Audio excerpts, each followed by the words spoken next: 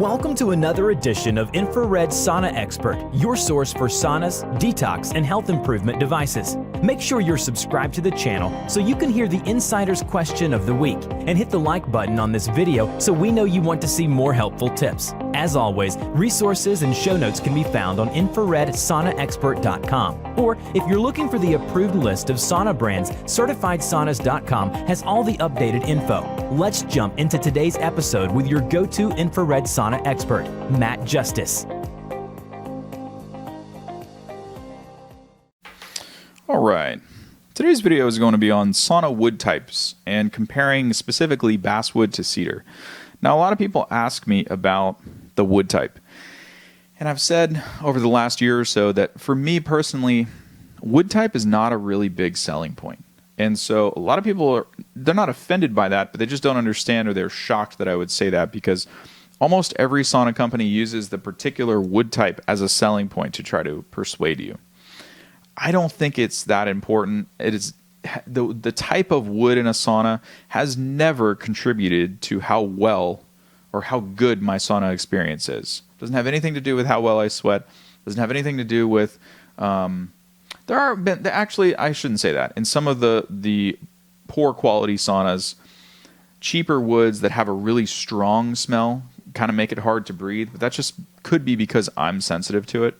But as far as like a company saying, oh, you've got to have this wood type, like you have to have, basswood over hemlock, or you have to have basswood over cedar, you've got to have cedar over, whatever, poplar. It's like, I don't think the wood type of the sauna is really that critical unless you happen to fall into a couple of these categories. Now, chemically sensitive people, children with skin allergies, and I know this from working with hundreds of people over the phone with, they're trying to select a sauna, but they're also telling you about their health problems so that they get the right thing and can hopefully get some help or improvement in their life with those conditions. And so through working with so many people, you learn what other people's sensitivities are, even though you yourself don't have them. And so I'm not chemically sensitive. My nose is a little sensitive to certain wood types, but it's not something that, the type of wood would not make me buy this sauna over this sauna, or, that sauna over another. And so if you're in these camps, if you're chemically sensitive and you know it, and usually chemically sensitive people, when they buy anything, they'll buy a sauna or something, unbox it, and leave it in the garage for 2 weeks, let it air out, and then bring it into the home. They do that with a lot of things like cardboard boxes and other stuff that can off-gas, or different types of furniture and stuff like that. I'm not that sensitive. I'm not one of those people, but I am conscious of it because I know it affects a lot of other people. So I'm going to bring that up as far as discussing the wood type. If your child has chemical sensitivities or you have skin allergies, as a general rule, you may want to avoid cedar or any other lumber that can emit an oil from skin-to-skin contact. Now, I personally love the smell of cedar. It's one of my favorite sauna woods, but only because I enjoy the smell of it. Some people don't like it. Other people love it. It comes down to personal choice. There's a lot of this talk in the sauna world and different sauna companies that will say, oh, you've got to have cedar because it's the most hypoallergenic and it's the most mold resistant and blah, blah, blah. Let me be very candid with you right now. There is no moisture in an infrared sauna other than what you expel through your skin. It is a dry sauna. There's no water bucket. There's no hot rocks that you're going to be misting. There's no additional moisture whatsoever other than what is sweating out of your body and you're going to wipe off with a towel. So I believe it's my stance that to tell someone that a wood type is more mold resistant than another for a non-steam, a non-water-based sauna is misleading as hell. And I think it's deceptive, and I think that it's wrong, and I think that those people are miseducating you guys.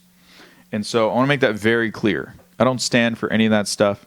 Even if a particular company that I recommend and I say, hey, they make good saunas, if you get on the phone one day and some sauna rep from wherever in a call center, because sometimes the companies get really big, says something to you like that, just disregard what they're saying and say thank you and hang up, because that's not a person that can truly help you pick the best sauna for you. It's just not. Is one wood type more hypoallergenic than another? Sure. As a general rule, if someone is chemically sensitive or has respiratory issues, are there certain lumber types that are, cause less flare-ups and blah, blah, blah? Yes. But a lot of the time, in my experience, it's not necessarily down to the lumber type. It's down to the lumber quality. If I'm in a poor quality basswood sauna that smells like hell and it is really, really, really strong, it affects me during my sauna session. If I'm in there for 45 minutes, it can make it hard to breathe. That doesn't mean that every sauna that's made out of basswood is going to be like that. And it doesn't mean that a basswood sauna is better than a hemlock sauna. It just means that that particular sauna company makes saunas with basswood that sucks. And so every single sauna on the certified sauna list, if they have a basswood option, it is a low odor basswood. Because most of the time, like, what would be a good example of that?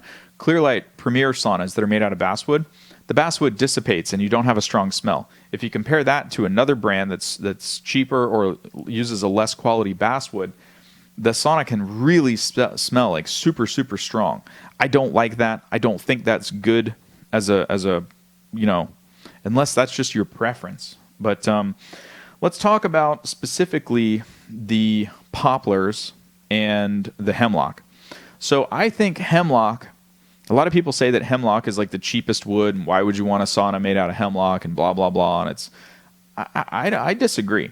Hemlock is probably one of the most universally accepted good woods that you can build a sauna out of. Doesn't have a strong smell, doesn't splinter, has a smooth surface, doesn't, it's pleasant when you heat it up, but it's not overbearing. It's not very strong. I've always liked hemlock saunas.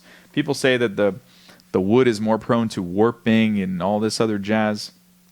These are not steam saunas. These are infrared saunas. So they're using selling points for wet saunas and applying them to steam, and it's just misleading people. You don't. There might be a small amount of dew or what you would consider condensation or some type of moisture that you see build up on the glass when you're in the sauna, and it's only created because of the temperature difference from the air in the sauna and your body, and then you sweat, and then that creates a little bit of vapor. But the second you open the door, it dissipates, and it's not enough to where it's going to affect anything or create mold or blah blah blah. So all of these questions that everyone is sending in, asking, if you have to have this wood so that their sauna doesn't get moldy and blah, blah, blah. I feel bad for you guys because I've never seen mold in an infrared sauna unless it was in a basement that flooded, right? And so for me, I like the majority of all of the woods. I would be happy in a hemlock sauna. I'd be happy in a basswood sauna as long as it's not a super strong smelling one. I would be happy in a cedar sauna. I'd be happy in a poplar sauna. In fact, I didn't think about that. In what do we have in the other room? In this room here, this is a poplar sauna. Totally fine with it. This is a hemlock sauna. I use both of them back to back and compare. I don't really prefer one over the other. And the type of wood, like I said, doesn't contribute to a better sauna experience in one versus the other. It's more just down to preference. Like, what do you like the smell of? Now, I will say that both of these are very high quality saunas. This is a High Tech Health. That's a Radiant Health. You'll find both of them on the certified sauna list if you go to certifiedsaunas.com. The thing is, both woods are high quality, meaning there is no, you don't get that super, super strong, fresh out of the mill smell. They've been seasoned.